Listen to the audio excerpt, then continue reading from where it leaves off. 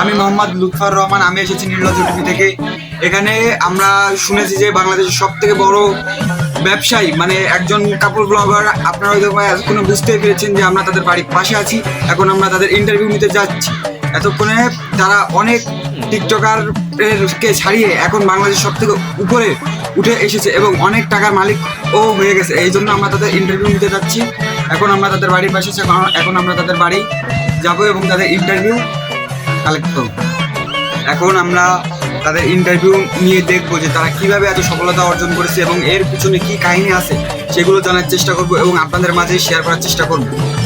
আপনারা আমাদের সাথে থাকবেন। আমরা ইতিমধ্যে চলে এসেছি তাদের কাপড় ব্লগারদের বাসায়। এখন দূরে দেখা যাচ্ছে খোলা, হয়তোবা আমরা পারফেক্ট সময় এসেছি, কারণ দরজা খোলা রেখে হয়তো তারা টিকটক করতেছে। আমরা তাদের না বলে ঘুরে যাবো। এই যে আমরা এখন তাদের বাসার ভিতরে ঢুকে করছি এবং এখানে দেখতেছি তারা বসে আছে। এ ভাই, আপনি কে ভাই? আপনি হুট করে ঘরের ভিতর ঢুকে বিছানা করে বসে গেলেন ভাই? ভাই আমি এসেছি রিপোর্টার থেকে এবং আমি আপনাদের কাপড় ব্লগের ব্যবসায়ী সম্পর্কে আমরা জানতে চাচ্ছি যে আপনারা কিভাবে এত উপরে উঠছেন এবং কিভাবে এত উন্নত মানের কাপড় চোপড় পরতেছেন। আমরা এইসব ব্যাপারে আপনাদের থেকে তথ্য সংগ্রহ করতে চাই। আপনি এত তাড়াতাড়ি কিভাবে এত বড় একজন ব্যবসায়ী এবং বউ নিয়ে এত তাড়াতাড়ি কাপড় ব্লগ করে এত উন্নত মানের একজন ইউটিউবার হয়ে যেতে পারলেন, এটা আমাদের একটু জানাবেন। আমরা শর্ট ভিডিও বানাই ফেসবুকে ছাড়ি, তো ভিউ আর ভিউ শর্ট ভিডিও।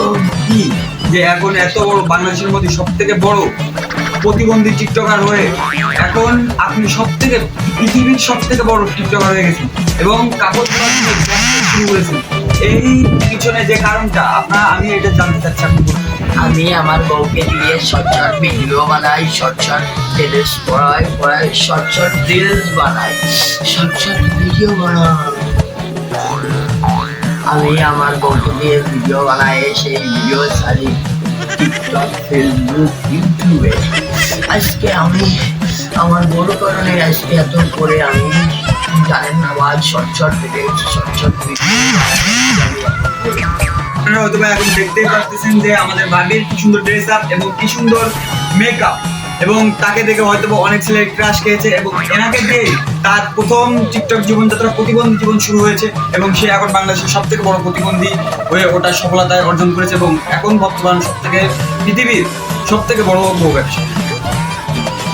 ভাবি আপনার কাছে আমার একটা প্রশ্ন যে আপনি যে শর্ট ড্রেস পরেন, শর্ট জামা কাপড় সব কিছু পরেন শর্ট এবং আপনি যে ছেলেদের সাথে টিকটক করেন, অন্যান্য ছেলেদের সাথে টিকটক করেন, ভাইয়ের সাথে টিকটক করেন, তো আপনার কি এতে কোনো লজ্জা করে না, কি শরম করে না? এটাকে আপনার অনুমতি রাখেন? এটা আমরা জানি। আপনি জানেন না যে ভাইয়ের মধ্যে তো কত কিছু করতে হয়। তাই আমি সব ছেলেদের সাথে টিকটক করি, ভিডিও করি, সব কিছু করি। আমি শর্ট ড্রেস করি, শর্ট ভিডিও ছাড়ি, শর্ট রিলস করি, ফেসবুকে ছাড়ি, ছেলেদের সাথে নোংরামি করে আজকে আমি সফলতার দিকে এগিয়ে গেছি। তো আপনারা হয়তো এখন দেখতেই পাচ্ছেন এবং তার মুখে শুনতেই পাচ্ছেন যে তারা এতদিন ছেলেদের সাথে নষ্টামি এবং ছেলেদের সাথে লেপটালেপটি করে তারা এত উপরে উঠেছে এবং ভাইরাল হয়েছে এবং তারা এই দুজনই বাংলাদেশের বর্তমান কাপড় ব্লগারের নামে পরিচিত। কি কাপড় ব্লগারের নামে বাংলাদেশ সব থেকে বড় ব্যবসায়ী। বাবা, আপনার এর মধ্যে মতামত কি আপনাদের একটু বলবেন যে আপনার ছেলে কিভাবে বাংলাদেশের সব থেকে প্রতিবন্ধী টিকটকার এবং কাপড় ব্লগার নামে পরিচিত হয়েছে? অনুভূতি আর কি বলবো, আমি ভাবছিলাম আমার ছেলে হলো চাকরিজীবী হবে, এই সারা ওয়ার্ল্ড পৃথিবীতে 1 নম্বর নিয়ে পরিচিত হবে। কিন্তু আপনার কল্পনা ওটাই সঠিক, কিন্তু আপনার ছেলে হয়েছে কাপড় ব্লগার নামে একজন ব্যবসায়ী যে বাংলাদেশের মধ্যে সব থেকে প্রথম স্থানে রয়েছে। প্রথম স্থানে রয়ে কি হবে, বউ ব্যবসা চালিয়ে তাই উঠেছে। আপনার কাছে আমার একটা প্রশ্ন যে আপনি এই কাপড় ব্লগার নামে বউ ব্যবসায়ীদের বাবা হয়ে আপনার অনুভূতিটা কি? ভাই, আমি মাঠে জোন বেচে খাই। আমার কাছে যদি কেউ শোনে তোমার ছেলে আছে, আমি বলি আমার ছেলে নেই, ছেলে বৌমা কিচ্ছু নেই। বুঝছেন ভাই? তো আপনারা হয়তো এখন বুঝতে পারতেছেন তার বাবা বলতেছে যে এখন তার কোনো ছেলে এবং বৌমা নেই, কিন্তু তার ছেলে দাবি করে যে আমার বাবা আছে এবং তারা বাংলাদেশের সব থেকে বড় বউ ব্যবসায়ী। আপনার এই গুণধর ছেলে বা প্রতিবন্ধী ছেলে কিভাবে জন্ম হয়েছে? ভাই দুঃখের কথা আর কি বলবো, ওদিন ফার্মেসি বন্ধ ছিল, ফার্মেসি দুর্ঘটনা করে আজকুল আমরা সন্তান। এর মানে আমরা এখন বুঝতে পারছি যে আমাদের কোনো দিনই ফার্মেসি বন্ধ রাখা উচিত না। যা শর্ট ভিডিও বানাই। এই ভাইয়া, সাংবাদিক ভাইয়া, তুমি এখন যাও ভাইয়া, আমরা এখন হট ভিডিও বানাবো ভাইয়া। তুমি এখন যাও, হট ভিডিও বানাবো, টিকটক ফেসবুকে ছাড়লেই মিলিয়ন মিলিয়ন। তুমি এখন যাও ভাইয়া, মিলিয়ন।